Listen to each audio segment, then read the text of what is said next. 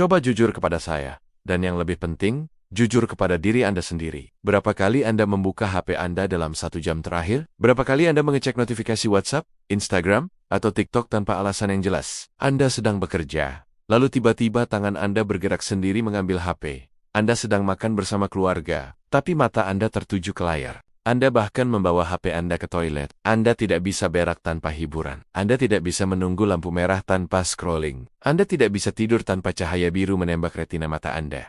Tahukah Anda apa sebutan untuk perilaku ini? Ini bukan kebiasaan zaman now. Ini adalah kecanduan. Anda adalah seorang pecandu. Sama seperti pecandu narkoba yang gemetar kalau tidak dapat suntikan heroin. Anda gelisah kalau tidak mendapatkan suntikan konten.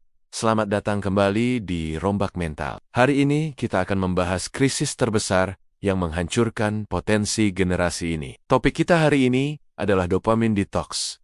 Mengapa otak Anda rusak dan mengapa Anda tetap miskin dan lemah? Jika Anda merasa tersinggung dengan intro tadi, bagus. Itu artinya obatnya mulai bekerja. Tetaplah menonton. Karena video ini mungkin satu-satunya hal yang bisa menyelamatkan masa depan Anda dari jurang kebodohan digital. Mari kita bedah sains di balik kehancuran ini. Di dalam otak Anda, ada zat kimia yang bernama dopamin. Banyak orang salah kaprah. Mereka pikir dopamin adalah zat kebahagiaan. Salah.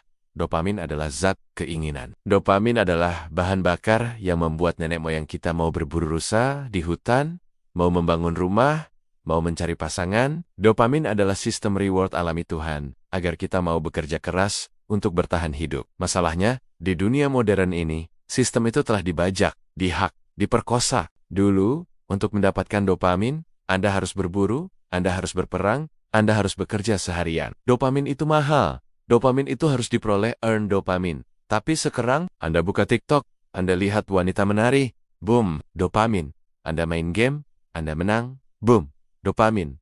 Anda nonton video porno, boom, dopamin banjir bandang. Otak Anda tidak dirancang untuk menerima dopamin sebanyak ini tanpa usaha. Akibatnya, reseptor otak Anda terbakar, otak Anda menjadi tumpul. Anda mengalami apa yang disebut dopamine downregulation. Sama seperti orang yang terlalu banyak minum kopi lama-lama, tidak mempan lagi dengan kopi biasa. Anda menjadi kebal terhadap kesonangen-kesonangen sederhana. Inilah sebabnya kenapa Anda malas belajar. Inilah sebabnya kenapa Anda malas merintis bisnis. Inilah sebabnya kenapa membaca buku terasa sangat menyiksa. Karena kegiatan produktif itu membosankan, kegiatan itu low dopamin, otak Anda yang sudah terbiasa dengan high dopamin dari HP akan menolak melakukan hal yang susah. Anda menjadi budak kesenangan instan. Pikirkan implikasi ekonominya. Ini yang membuat Anda tetap miskin. Di dunia ini hanya ada 2 tipe manusia, produsen dan konsumen. Produsen membuat konten, konsumen menonton konten.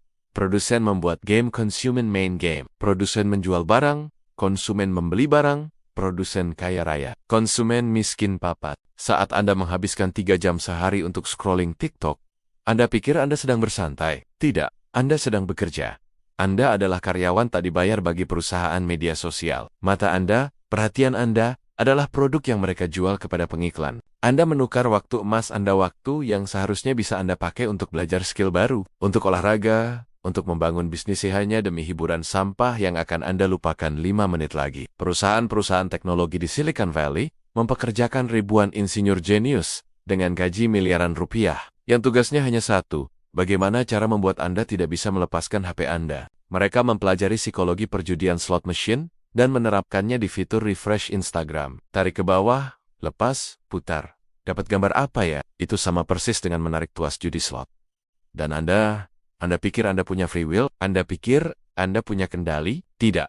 Anda sedang dipermainkan oleh algoritma yang lebih pintar dari Anda. Anda adalah tikus di dalam labirin mereka. Jadi, apa solusinya? Apakah kita harus membuang HP dan hidup di hutan? Tentu tidak. Kita harus realistis. HP adalah alat, tapi alat ini sekarang menjadi tuan Anda. Kita harus membalikkan posisinya. Anda harus menjadi tuan, dan HP harus kembali menjadi alat.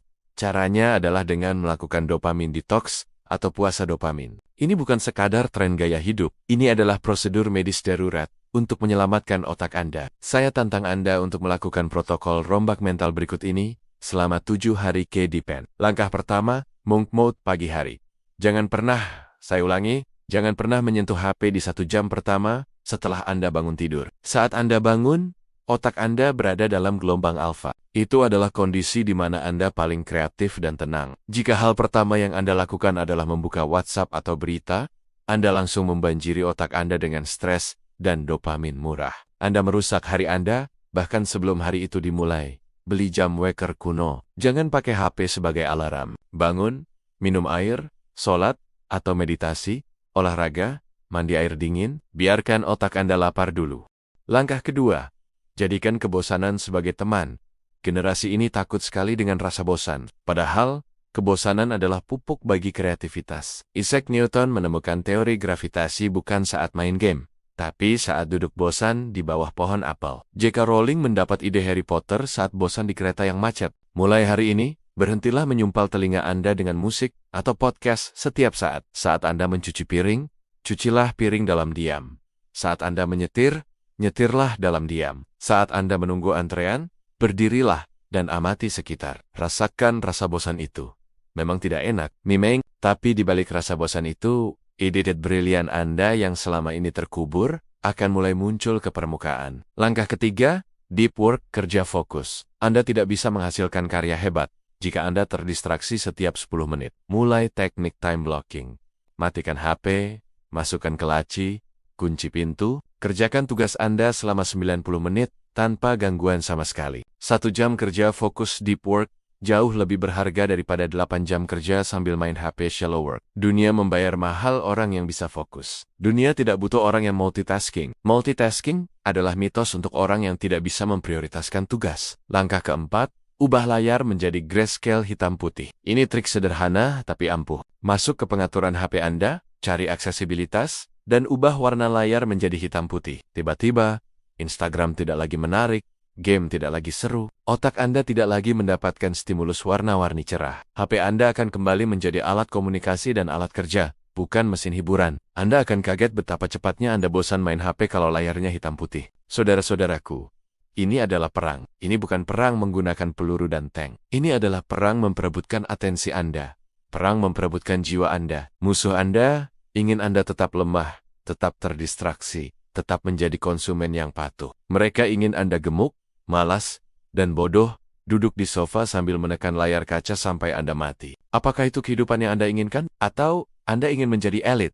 Anda ingin menjadi 1% populasi yang memegang kendali? Orang sukses memiliki satu kesamaan, mereka memiliki kontrol diri yang mengerikan. Mereka bisa duduk diam dan mengerjakan hal yang sulit dalam waktu yang lama. Sementara pecandu lari mencari healing dan hiburan, sang juara lari mencari penderitaan dan tantangan. Masa depan adalah milik mereka yang bisa fokus. Jika Anda bisa menonton video ini sampai menit ini tanpa mengecek notifikasi lain, selamat. Anda punya harapan. Tapi harapan saja tidak cukup.